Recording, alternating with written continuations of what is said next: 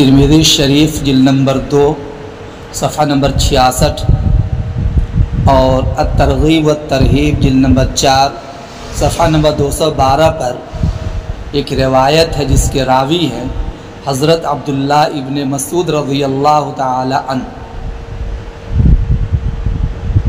انہوں نے نبی اکرم صلی اللہ علیہ وسلم کا فرمان نقل کیا ہے جس کا تعلق ہے بروز قیامت امیگریشن پوائنٹ کے 5 اہم سوالات، یعنی قیامت کے دن جب انسان چلے گا، بنی آدم چلے گا، تو جب تک کہ 5 سوالوں کا جواب نہ دے دے گا بنی آدم قیامت کے دن رب کے سامنے سے ٹل نہ سکے گا۔ روایت اس طرح ہے، عن عبداللہ ابن مسعود رضی اللہ تعالی عنہ قال قال رسول اللہ صلی اللہ علیہ وسلم لا تزال قدما ابن آدم من عند ربه یوم القیامت حتی یسأل عن 5 عن عمره فیما افناه وعن شبابه فیما ابلاه وعن ماله من أين اكتسبه وفيما أنفقه وماذا عمل بما علم، رواہ الترمذی۔ عبداللہ ابن مسعود رضی اللہ تعالی عنہ فرماتے ہیں نبی اکرم صلی اللہ علیہ وسلم نے ارشاد فرمایا، بنی آدم کا قدم اس کے رب کے سامنے سے قیامت کے دن اس وقت تک ٹل نہ سکے گا جب تک کہ ان سے 5 چیزوں کے بارے میں سوال نہ کر لیا جائے۔ نمبر 1، اس کی عمر کے بارے میں۔ اس کا آسان فارمولہ ہے، جب آدمی ایئرپورٹ پر جاتا ہے اور نیشنل ایئرپورٹ پہ تو وہاں یہ امیگریشن پوائنٹ ہوتا ہے، اس امیگریشن پوائنٹ پر پاسپورٹ کی پوری تحقیق کی جاتی ہے، وطنیت کے بارے میں، تاریخ پیدائش کے بارے میں، نام و نسب کے بارے میں، عمر کے بارے میں، کہاں جا رہا ہے، کس مقصد سے جا رہا ہے، سب چیزوں کے بارے میں سوال ہوتا ہے۔ اسی کو امیگریشن پوائنٹ کہتے ہیں۔ کل قیامت کے دن بھی امیگریشن پوائنٹ پہ 5 سوالات ہوں گے، جس کو کہتے ہیں کہ بنی آدم رب کے سامنے کھڑا ہوگا اور اس سے 5 چیزوں کے بارے میں سوال کیا جائے گا۔ ایک تو اس کی عمر کے بارے میں سوال کیا جائے گا کہ ہم نے تجھے جو عمر دی تھی 20 سال، 30 سال، 40 سال، 50 سال، 60 سال، 70 سال، 80 سال کی عمر، اس عمر کو تو نے کہاں فنا کیا؟ اچھے کام میں، برے کام میں، عبادات میں یا معصیات میں، رب کی رضامندی میں یا رب کی ناراضگی میں، اچھے کام میں، گناہ کے کام میں، اس عمر کو تو نے کہاں گنوایا؟ کار خیر میں اختیار کیا یا یہ کہ اس عمر کو تو نے لاابالی پن میں گزارا؟ اس کے متعلق سوال ہوگا۔ جب تک کہ بندہ اس عمر کا جواب نہیں دے گا تب تک کہ آگے قدم نہیں بڑھ سکتا اس کا، کیونکہ انسان کو اللہ تعالیٰ نے جو عمر دی ہے یہ ایک امانت ہے، اور ہر امانت کے بارے میں سوال ہوگا کہ جو امانت دی گئی تو نے اس کا حق ادا کیا یا نہیں کیا۔ دوسرا سوال ہوگا وَعَنْ شَبَابِهِ فِيمَا أَبْلَاهُ، یہ جو تجھ کو خوبصورت جوانی دی گئی تھی، اس جوانی کو تو نے کہاں پرانا کیا؟ تیری جوانی پرانی کہاں ہوئی؟ نیک کام میں، برے کام میں، کار خیر میں، کار بد میں، رب کی رضامندی میں، رب کی ناراضگی میں، امت کو راہ راست پر لانے میں یا کار مذلت میں دھکیلنے میں، چوری ڈکیتی میں، کس چیز میں تو نے اپنی جوانی کو برباد کیا؟ رب کے سامنے اس کے بارے میں سوال ہوگا۔ یاد رکھیے 20 سال سے لے کر 40 سال کا جو زمانہ ہے انسانی عمر کا، اس کو جوانی کا دور کہا جاتا ہے۔ اس سے پہلے کا جو زمانہ آتا ہے، یہ زمانہ جو ہے یہ جوانی کا نہیں ہے، اور بندہ جب جوان نہیں ہوتا تو عبادات کا مکلف بھی نہیں ہوتا ہے، اور اس سے اس کے بارے میں سوال بھی نہیں ہوتا ہے۔ سوال تو دور جوانی کے بارے میں ہوگا کہ 20 سال سے جوانی شروع ہوتی ہے اور 40 سال کے بعد جوانی ڈھلنے لگتی ہے، سمجھیں؟ اسی لیے جتنے بھی انبیاء آئے ان میں اکثر و بیشتر نبیوں کو 40 سال کی عمر میں، جس میں عقل تام ہو جاتی ہے، عمر تام ہو جاتی ہے، بلوغت مکمل ہو جاتی ہے، آدمی اس کے اندر بہت سمجھدار ہو جاتا ہے، تو اس میں نبوت کے لباس فاخرہ سے بندے کو نوازا جاتا ہے۔ نبی اکرم صلی اللہ علیہ وسلم بھی 40 سال کچھ مہینے کی عمر کو پہنچے تو آپ کو نبوت سے سرفراز کیا گیا۔ فلما بلغ 40 اشدہ، یہ بھری جوانی 40 سال کی جوانی ہوتی ہے، اسی میں اللہ تعالیٰ نبوت سے بندے کو نوازتا ہے۔ تو میرے دوستو، اس جگہ جو اہم گفتگو ہے کہ یہ جو 20 سال سے 40 سال کا زمانہ ہے، اس میں اللہ تعالیٰ بندوں سے سوال کرے گا کہ یہ جو جوانی کی عمر دی گئی تھی، اس وقت جوانی کو تو نے کہاں گزارا، کہاں ضائع کیا؟ کیا جوانی کو اللہ کی عبادات میں، ریاضات میں، مجاہدات میں؟ حدیث شریف میں آتا ہے، نبی اکرم صلی اللہ علیہ وسلم نے فرمایا کہ وہ جوان کل قیامت کے دن اللہ کے عرش کے سائے میں ہوگا، جس دن کے عرش کے سائے کے علاوہ کوئی سایہ نہیں ہوگا۔ نشأ فی عبادت اللہ، وہ نوجوان جس نے اللہ کی عبادت میں نشو و نما پائی ہو، جس کی جوانی گزری ہو، وہ جوان اللہ کی عبادت میں گزارنے کے بعد کل قیامت دن اللہ کے عرش کے سائے میں وہ موجود ہوگا، اللہ کے عرش کا سایہ اس پہ سایہ فگن ہوگا، اعزاز اس کو حاصل ہوگا۔ جوانی کی عبادت اللہ تعالیٰ کو بہت مقبول ہے۔ بڑھاپے میں تو بوڑھا بھیڑیا بھی توبہ کر لیتا ہے، کیونکہ پیٹ میں آنت نہیں، منہ میں دانت نہیں، اب اس کو عبادت کے علاوہ کام ہی کیا ہے۔ لیکن یاد رکھیے، جوانی، دور شباب، دور فرصت، صحت و تندرستی، یہ 3 چیزیں ایسی ہیں کہ جن میں آدمی گمراہی میں پڑ جاتا ہے۔ ارے ابھی تو جوانی کا دور ہے، عیش مستی کر لیا جائے، عیش مستی کر لیا جائے، اس سے آدمی گمراہ ہو جاتا ہے۔ ارے ابھی تو وقت فرصت ہے، چلو جب مصروفیت کا زمانہ آئے گا تو کچھ اور مصروف ہو جائے گی عبادات میں، پتہ نہیں آپ کو وقت فرصت ملے یا نہ ملے۔ کل قیامت کے دن جوانی کے سلسلے میں سوال ہوگا، ان شباب فیما ابلا، کہ جو جوانی دی گئی تھی، اس جوانی کو تو نے کہاں ضائع کیا، کہاں گزارا، یہ سوال ہوگا۔ دوسرا سوال، پوائنٹ پہ سوال کیا جائے گا۔ تیسرے نمبر پر جو سوال ہوگا وہ سوال مال سے متعلق ہے، اور یاد رکھیے 2 سوال اس کے اندر ہے، مال سے متعلق 2 سوال ہے۔ ان مالہ من این اکتسبہ وفیما انفقہ، تو نے مال کہاں سے کمایا؟ ایک سوال تو یہ ہے، حصول آمدنی کہاں سے ہوئی؟ مال کے کمانے کے ذرائع حلال بھی ہے، مال کمانے کے ذرائع حرام بھی ہے۔ تو نے حلال طریقے سے مال کو کمایا یا حرام طریقے سے مال کو کمایا؟ محنت و مزدوری کر کے مال حاصل کیے، یا یہ کہ لوٹ کھسوٹ غصب کے ذریعے مال کو جمع کیا؟ شراب کے اڈے چلا کر، زنا کے اڈے چلا کر، وباشی پن اور الا ابالی پن کا ماحول قائم کر کے جوا اور سٹا اور بیاج کے ذریعے مال حاصل کیا؟ کسی کا سر قلم کر کے مال حاصل کر لیا، لوٹ کے مال حاصل کر لیا؟ کیسے حاصل کیا؟ اللہ تعالیٰ صاحب فرما دیا، فَأَلْهَمَهَا فُجُورَهَا وَتَقْوَاهَا قَدْ أَفْلَحَ مَنْ زَكَّاهَا وَقَدْ خَابَ مَنْ دَسَّاهَا۔ دونوں راستوں کا الہام اللہ نے فرما دیا، خیر کا بھی شر کا بھی۔ اب کامیاب وہ ہے جس نے اپنے آپ کو پاکیزہ راستے پہ چلایا، پاک کیا، اور نامراد ہوا وہ جو غلط راستے پر چلا۔ جب اللہ تعالیٰ نے راستہ بدلا دیا، حلال کمائی کی برکت یہ ہوتی ہے کہ اللہ تعالیٰ دل کو سکون دے دیتا ہے، اللہ تعالیٰ بڑے بڑے حادثوں سے محفوظ کر لیتا ہے۔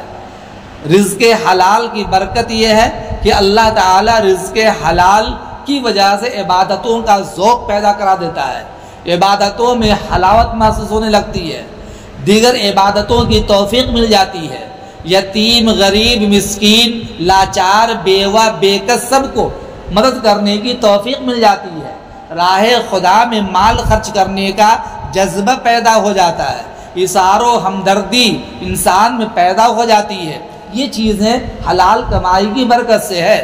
اور اگر انسان حرام کمائی سے مال حاصل کرتا ہے تو اولاً تو انسان کے دل میں بے چینی پیدا ہو جاتی ہے، انسان اختلاج قلب اور خلجان دماغ کا شکار ہو جاتا ہے، بڑی بڑی بیماریوں اور حادثوں میں مبتلا ہونے لگتا ہے، گھر کے اندر چین سکون چھن جاتا ہے، گھر کے اندر بے پردگی پیدا ہو جاتی ہے، اس پہ مظالم ڈھائے جانے لگتے ہیں یا اس کے ہاتھوں سے بڑے بڑے مظالم وجود میں آنے لگتے ہیں، لوٹ کھسوٹ کرنا شروع کر دیتا، اس کے اندر بخل پیدا ہو جاتا، کنجوسی کی صفت پیدا ہو جاتی ہے، مالی ہوس پیدا ہو جاتا، اور اس سے یتیم غریب مسکین لاچار لوگوں کے تعاون کی توفیق چھین لی جاتی ہے۔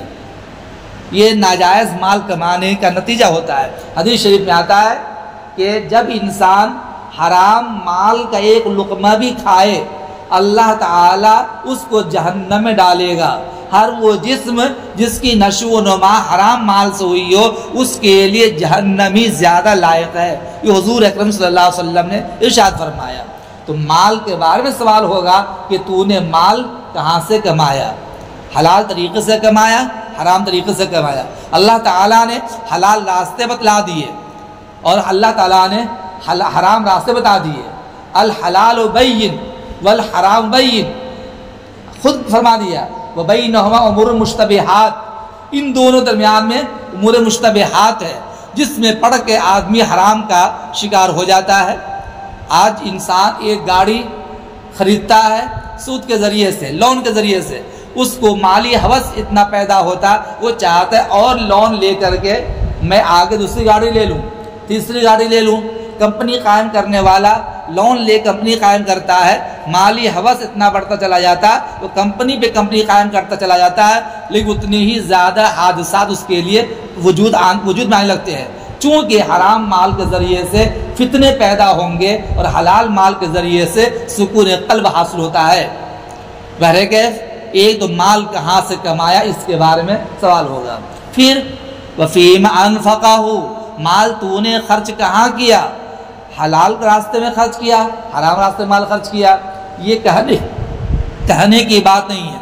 آدمی جب محنت و مشقت سے مال کماتا ہے اس کو راہ خدا میں خرچ کرتا ہے، مسجد کی تعمیر میں، مساجد کے تعاون میں، یتیم غریب مسکین میں، طلباء کے تو حصول علم میں تعاون کر کے مال خرچ کرتا ہے، اپنے محلے کے لاچار بیوہ یتیم مسکین بیماروں کا تعاون کرتا ہے، اور اس کو مال خرچ کرنے میں ذرہ برابر بھی دریغ نہیں ہوتا، افسوس نہیں ہوتا کہ میں نے مال اللہ کے راستے میں خرچ کر کے اپنے مال میں کمی کر لی، اس کا احساس نہیں ہوتا، بلکہ اسے ایک گناہ خوشی ہوتی ہے کہ میرا مال راہ خدا میں قبول کر لیا گیا ہے، یہ ہے۔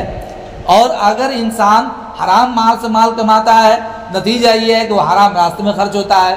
حرام مال کمانے والا وہ رقاصوں کے سامنے، مغنیہ فاحشہ عورتوں کے سامنے پیسہ خرچ کرتا ہے، وہ بازاری عورتوں پیسہ نچھاور کرتا ہے، دوسروں پہ مظالم ڈھانے میں پیسے خرچ کرتا ہے، چوروں اچکوں کا تعاون تو کرتا، اچھے لوگوں کا تعاون نہیں کرتا، اپنے مال کے ذریعے سے علماء اور مدارس والے کو ستانے کی کوشش کرتا ہے، یہاں تک حال ہوتا کہ وہ ناجائز راستوں میں آگے بڑھتا چلا جاتا ہے۔ یاد رکھیے یہ جو مال انسان کو دیا گیا ہے، کل قیامت کے دن یہ سوال ہوگا کہ میرے بندے جو مال تجھ کو دیا گیا تھا اس کے تم منیجر تو تھے، اس کے مالک مختار نہیں تھے، اس کے کیا تھے؟ منیجر تو تھے، محافظ تو تھے، نگراں تو تھے، لیکن مالک مختار نہیں تھے کہ تم اس مال کو اپنی مرضی سے ناجائز راستوں میں خرچ کرتے۔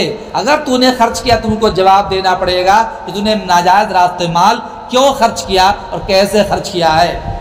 یہ ہے فیما انفقہ، اس مال میں بندہ مال کے اندر فقط منیجر ہے، اللہ کا نائب ہے۔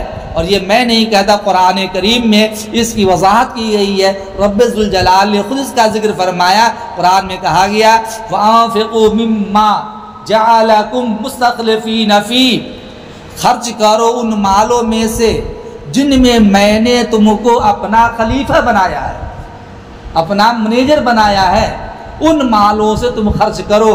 پتہ چلا کہ اللہ تعالیٰ جو بندے کو مال دیتا ہے، اصل مالک تو اللہ تعالیٰ ہے، بندہ فقط اس کا مالک ہے، اس کا منیجر ہے، مالک نہیں ہوتا ہے۔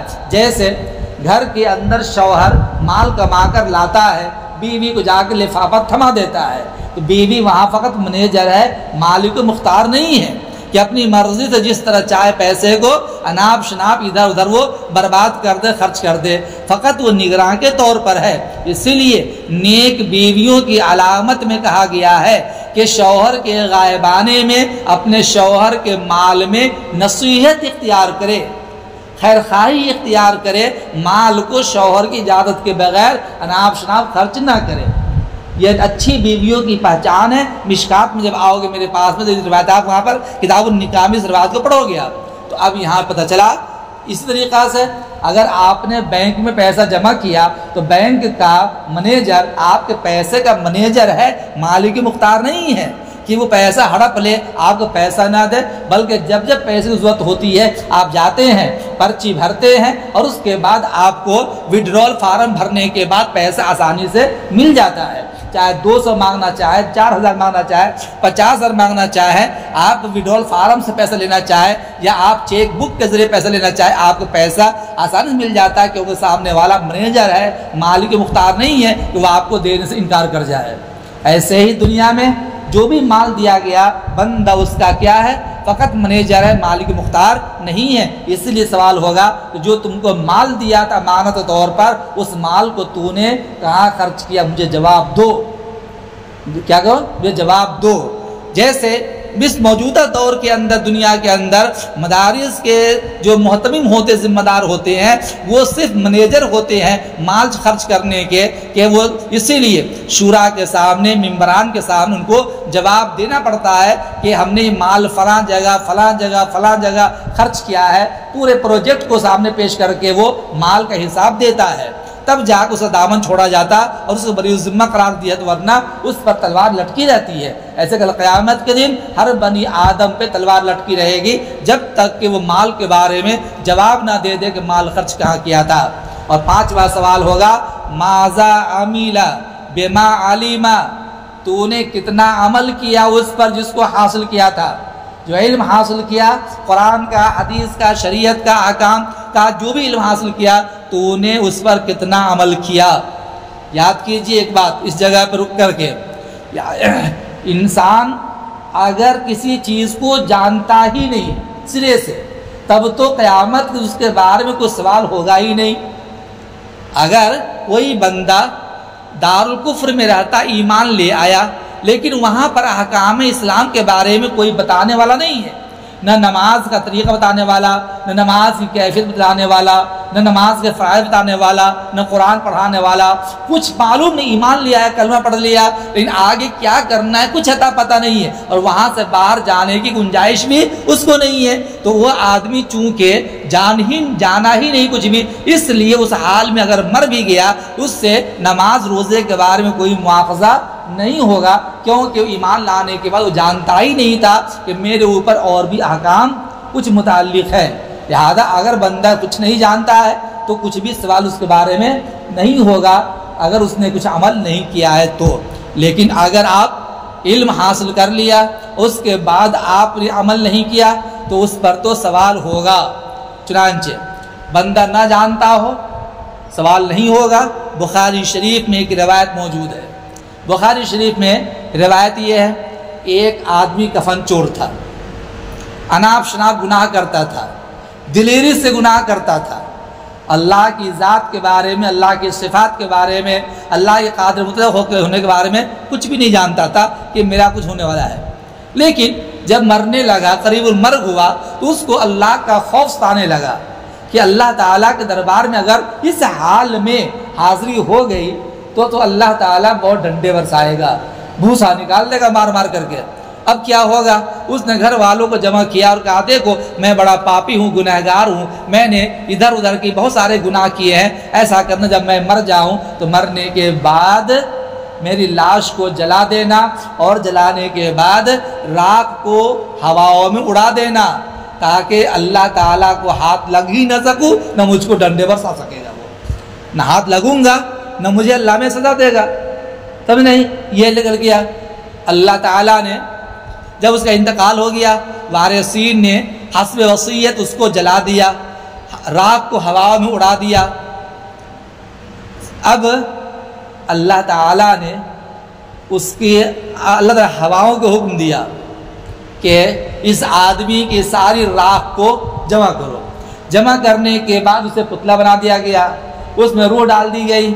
اب اس سے پوچھا پروردگار عالم نے کہ میرے بندے یہ تو بتا، تو نے مرنے سے پہلے یہ جو وصیت کی تھی کہ مجھے جلا دینا، راکھ کو ہوا میں اڑا دینا، تو نے آخر یہ کیوں کیا تھا؟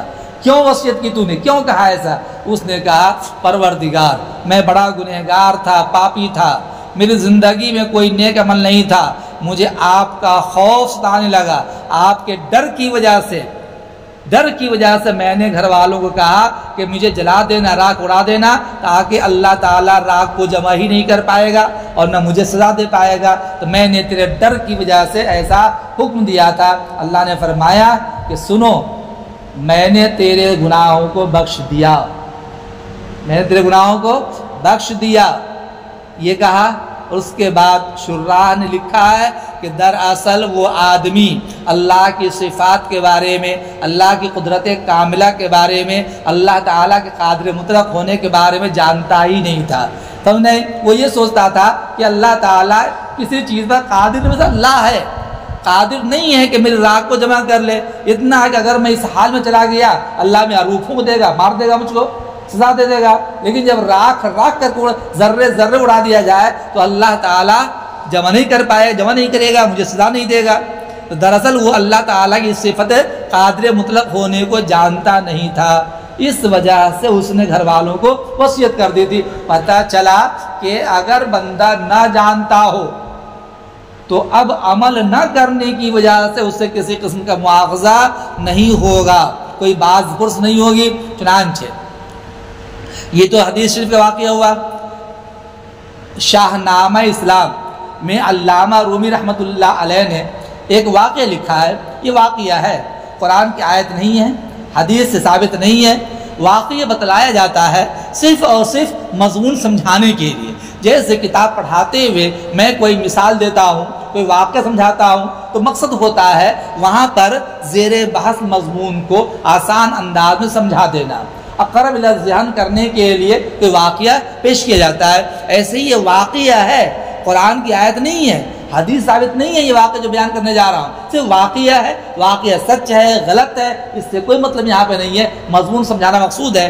وہ یہ ہے کہ موسیٰ علیہ نبی علیہ السلام کوہ طور پہ جا رہے تھے، راستے میں راستہ کنارے ایک بکری چرواہا بکری چرا رہا تھا، بوڑھا آدمی، وہ وجد کی حالت میں، جذب کی حالت میں، محبت میں، الفت میں کچھ بکے جا رہا تھا، کہہ رہا تھا اللہ میاں پتہ نہیں تو کہاں ہے، اگر تو میرے پاس میں آتا میں تجھے بکری کا دودھ پلاتا، اے اللہ میاں اگر تو میرے پاس میں آ جاتا تو میں تیرے گریبان میں، گھنڈی میں کانٹے لگا دیتا، اے اللہ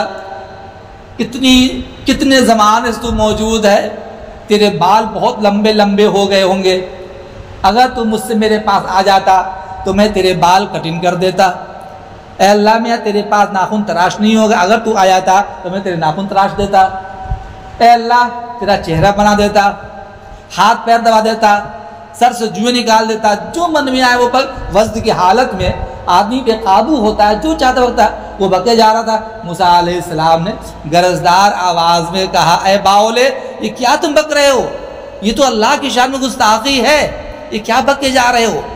وہ آدمی ڈر گیا اور ڈر کر کے بھاگ نکلا۔ موسیٰ علیہ نبی علیہ السلام جب کوہ طور پہنچے تو اللہ تعالیٰ نے سارے خطابات سے پہلے یہی خطاب کیا، اے موسیٰ تو نے میرے ایک بندے کو جو مجھ سے جڑا ہوا تھا، مجھ سے ازرائے محبت کے بات چیت کر رہا تھا، الفت کا اظہار کر رہا تھا، تعلق کا اظہار کر رہا تھا، تو نے اس کو مجھ سے جدا کر دیا۔ تجھ کو دنیا میں جوڑنے کے لیے بھیجا گیا ہے، توڑنے کے لیے، جدا کرنے کے لیے نہیں بھیجا گیا ہے۔ یہ واقعہ اب یہ دیکھیے، وہ آدمی اس طرح کے جملے جو بکے جا رہا تھا کہ اگر تو مل جاتا تو اس کو دودھ پلا دیتا، اگر تو آ جاتا تیرے گریبان میں گھنڈی میں کانٹے لگا دیتا، تیرے سر کے بال کٹنگ کر دیتا، ناخن تراش دیتا، تیرے سر سے جوئیں نکال دیتا۔ یہ ایسے جملے تھے جو واقعی میں اللہ کی شان میں بڑی گستاخی ہے، لیکن وہ بندہ اس بات کو جانتا ہی نہیں تھا کہ یہ جملہ کہنا بھی اللہ کی شان میں کیا ہے، گستاخی، جانتا ہی نہیں تھا۔ جب جانتا ہی نہیں تھا تو اب نہ جاننے کی وجہ سے اس کے بارے میں کوئی سوال جواب ہوگا ہی نہیں۔ پتہ یہ چلا کہ جو بندہ بالکل نہ جانتا ہو کسی چیز کے بارے میں، اب وہ عمل نہ کرے تو قیامت کی اس سے کسی قسم کا مواخذہ نہیں ہوگا۔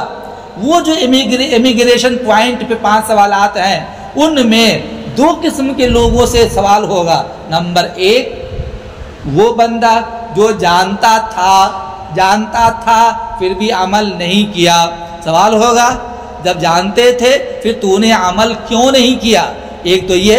نمبر 2، جان سکتا تھا پھر بھی تو نے جانا کیوں نہیں۔ جان سکتا تھا، تیرے پاس حصول علم کے وسائل تھے، تیرے محلے میں دعوت مرکز تھا، تیرے محلے میں دعوت تبلیغ کا کام ہوتا تھا، تیرے علاقے میں بڑے مدرسے تھے، کوئی رکاوٹ نہیں تھی حصول علم سے، تو جا سکتا تھا، علم حاصل کر سکتا تھا، پھر بھی تو نے علم حاصل نہیں کیا اور عمل نہیں کیا۔ تو اب بتاؤ تجھے کیا کرنا ہے۔ یہ جان سکتا تھا پھر بھی جاننے کی کوشش نہیں کی، اس کے بارے میں کل قیامت کے دن امیگریشن پوائنٹ پہ اس سے سوال ہوگا۔ جب تک سوال کا جواب نہیں دے گا تب تک کہ قدم اس کا آگے بڑھ نہیں پائے گا۔ ایئرپورٹ پر بھی، انٹرنیشنل ایئرپورٹ ہو، نیشنل ایئرپورٹ ہو، ہر جگہ پہ امیگریشن پوائنٹ پہ سوال جواب ہوتا ہے، وطنیت کے بارے میں، نام و نسب کے بارے میں، عمر کے بارے میں، کہاں جانا ہے، کدھر ہے، پڑھے لکھے ہیں یا جاہل ہے، سب کچھ اس میں سوال جواب ہوتا ہے۔ تب جا کے پاسپورٹ کے اوکے کیا جاتا ہے اور آگے بڑھا دیا جاتا ہے اور یہ کہہ دیا جاتا ہے ہاں اب آپ کامیاب ہے، منزل پہ آپ جا سکتے ہیں۔ اس وقت میں آدمی جو گمراہ ہوتا ہے، یہ گمراہی میں پڑنے کی اہم وجہ ہے وقت فرصت، صحت و توانائی، کہ صحت اچھی ہے بعد میں عمل کر لیں گے، ابھی تو مضبوطی ہے۔ بعض لوگ کہتے ہیں ارے جوانی ہی تو جوانی ہے، جوانی دیوانی ہے، اس میں جو کچھ کر لو۔ عمر ڈھلنے کے بعد جب پیٹ میں آنت نہیں، منہ میں دانت نہیں، پھر تو عمل اور توبہ کے علاوہ کچھ بھی نہیں ہے، وہی تو کام کرنا رہے گا، رات دن توبہ کرنا ہے۔ میرے بھائیو یاد رکھو، عمر کا بھروسہ نہیں، موت کا بھروسہ نہیں۔ موت کا بھروسہ یہ ہمارا ایمان ہے، عقیدہ ہے کہ ہر نفس کو موت کا مزہ چکھنا ہے، یہ بھی ایمان ہے اور عقیدہ ہے کہ اللہ کی ذات کے علاوہ ہر چیز فانی ہے، ہر چیز فانی ہے۔ یہ بھی پتہ ہے موت کب آئے گی، کس وقت آئے گی، ہمیں اور آپ اس کا علم نہیں ہے۔ موت جوانی میں بھی آ سکتی ہے، بڑھاپے میں موت آ سکتی ہے، اور عام طور پر موت جوانی میں زیادہ آتی ہے۔ آپ سروے کر لیجئے، یہاں پر آپ 100 لوگوں کو جمع کریں گے جہاں چوپاٹی پہ وشواس نگر کے اندر، تو آپ کو 5، 6 سے 10 لوگ ہی 100 لوگ میں بوڑھے نظر آئیں گے، باقی سارے کے سارے جوان نظر آئیں گے۔ آپ کو پتہ چلا کہ جب جوانی میں موت ہوتی ہے، بڑھاپے تک آدمی پہنچ نہیں پاتا، بڑھاپے کا انتظار کیسا۔ پھر اب یہاں پر حادثہ، ابھی جو احمد آباد میں طیارہ حادثہ ہوا، اس نے پوری دنیا کے اہل ایمان کو جھنجھوڑ کے رکھ دیا کہ موت کا کوئی وقت متعین نہیں ہے۔ جب نیشنل پرواز ہوتا ہے اور نیشنل طیارے کے اندر ہوائی جہاز کے اندر سفر کرتا ہے، عیش و مستی کا سب سامان دستیاب ہوتا ہے، نیم برہنہ لباس عورتیں ہوتی ہے، نیم برہنہ لباس، اور یہاں حالت میں عورتیں ہوتی ہے، عیش و مستی کا سامان، شراب نوشی، رقص و سرود، سب کچھ ہوتا ہے اس کے اندر۔ گناہوں کو جنم دیا جاتا ہے، گناہوں کو پروان چڑھایا جاتا ہے۔ جب اللہ تعالیٰ کی ناراضگی سر چڑھ کر بولنے لگتی ہے تو اللہ کی طرف سے عتاب نازل ہو جاتا ہے۔ اب صرف اتنا اندازہ کر لیں آپ کہ جہاز روئے زمین سے پرواز بھرا، 30 سیکنڈ کا زمانہ، کوئی زمانہ نہیں ہوتا ہے، سطح زمین کو چھوڑنے کے بعد 30 سیکنڈ کا زمانہ گزرا، اور 30 سیکنڈ میں ہی پرواز بھرتے ہوئے جہاز نیچے دھرام سے آیا، اور میڈیکل ہاسپیٹل کے ہاسٹل پہ جا کر کے جہاز نظر آتش ہوا۔ 242 تو جہاز میں جو لوگ تھے وہ، اور اس کے علاوہ بھی 35 افراد جو میڈیکل کے اندر جونیئر ڈاکٹرز تھے، ان سب طرف جہاں بحق ہوئے۔ اب یہ بتائیں کہ یہ جو 30 سیکنڈ کے اندر وہ جہاز کے سوار جنہوں نے یہ سپنا سجایا کہ 8-10 گھنٹے کے اندر عیش مستی کا دور قائم ہوگا، اس کے اندر رقص و سرود کا ماحول قائم کیا جائے گا، سب سارے کے سارے خواب دھرے کے دھرے رہ گئے، عیش و مستی سب کے سب ختم، موت غالب آئی، اور موت نے ہر ایک کو شکنجے میں کس لیا۔ پتہ چلا کہ جب انسان سطح زمین سے اوپر جانے لگے تو انسان اللہ کے زیادہ نزدیک ہو جاتا ہے۔ ایسے وقت میں رجوع اللہ کرنا چاہیے، نہ کہ اللہ کو ناراض کرنا چاہیے، نہ کہ اللہ کو ناراض کرنا چاہیے، کیونکہ پکڑ بہت جلد آ جاتی ہے۔